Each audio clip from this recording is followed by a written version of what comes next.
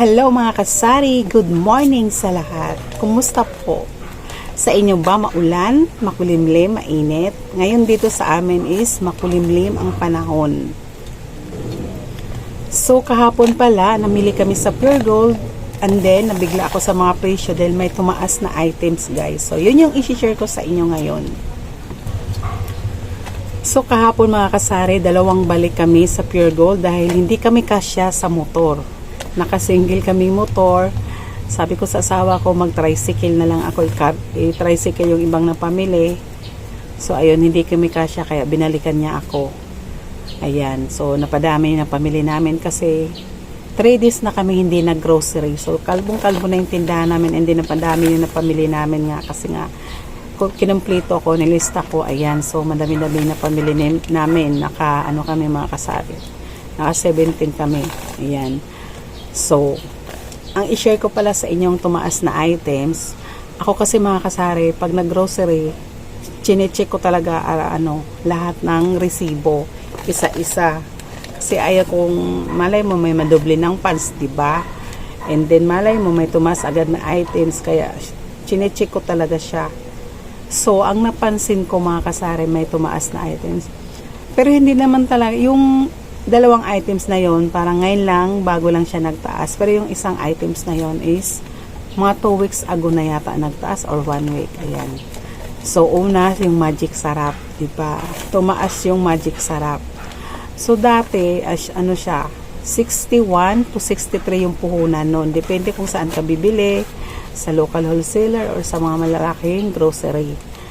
Ayan. So, ngayon mga kasari, ang puhunan niya is 77 na sa Pure Gold.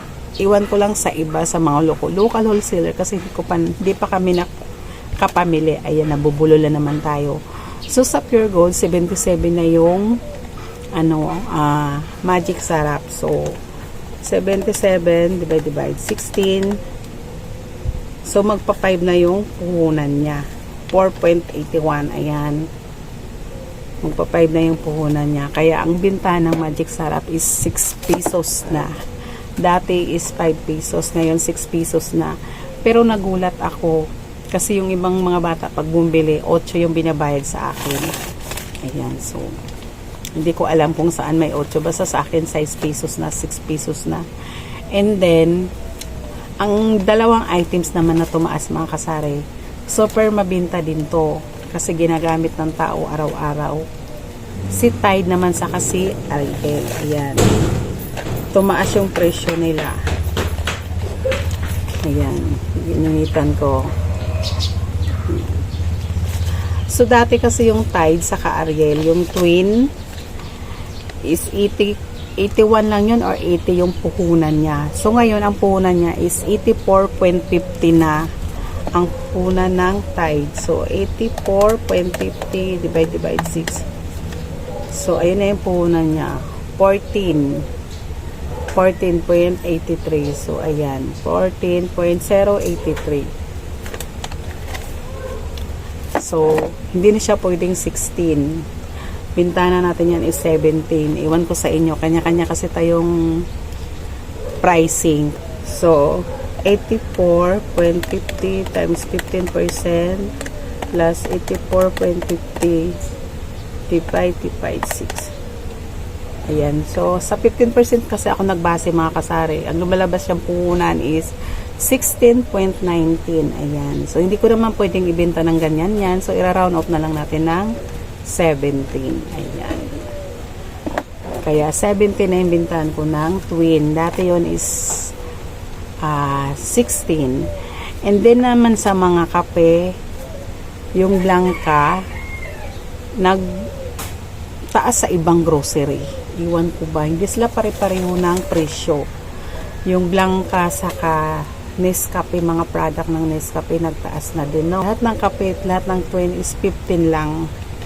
15 lang. Kahit yung, doon ko na lang binabawi sa Greatest White. Kasi yung Greatest White medyo mura, diba? Yung mga kopi ko brown saka Blanca, minsan 130 na yung isang Thai, divide 10. So, ayan, 13. May dos pa rin tayo. Goods na yon kasi fast moving naman yung mga kape.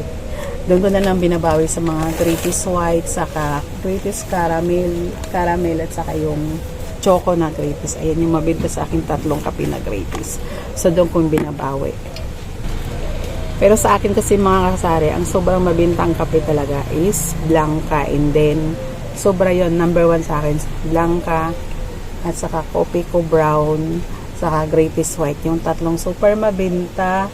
Sa Nescafe product naman, original, creamy white, saka yung creamy white, saka creamy latte. Ayan, yung 3 yun ang mabenta. Kaya 15 lang din, kaya siguro mabilis mabinta. Kaya sabi ng bumili, lalo na yung mga nakaparking dito sa amin, sabi na 15 lang yung kape mo, mura lang.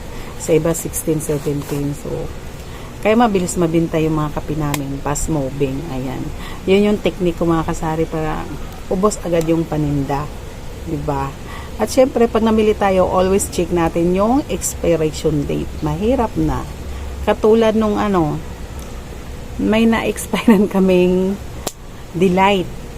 So asawa ko yung namili niyan, 1 week ago lang niya binili sa Pure Gold. Hindi niya na-check siguro, bote 3 bundle lang yung nabili. So kahapon may bumili, hindi ko rin na-check, binigay ko sa customer. Sabi, ay ate, expired na pala to. October pa lang siya. Saglit kukunin ko. Ito siya, October 14. Ayan, 14. So ang may natira sa akin ito, 1 kalahati. Expired na. Ayan, 15 ang pintahan ko nito. 15. May natira sa aking 8 piraso. So ngayon 19 na, October 19. 14, 15, 16, 17, 18, 19. So 5 days na siya. Hindi na talaga siya pwede ibenta. Ayaw ko din inumin, ayaw namin inumin, mahirap na, diba? Baka magtaitay niyan. So sabi ko sa asawa ko, lagi ka naman nag-check pag bumili. Sabi niya, nalimutan ko nga eh. Sabi ko, lalo na sa mga Delight or kaya Yakult, tignan mo maigi. Lahat ng pinamili mo mahirap na, kasi katulad niya. 5 yung nasayang. Diba? Buti lang binawi sa pre. Kasi yung napamili niya, may nakuha siyang pre na syrup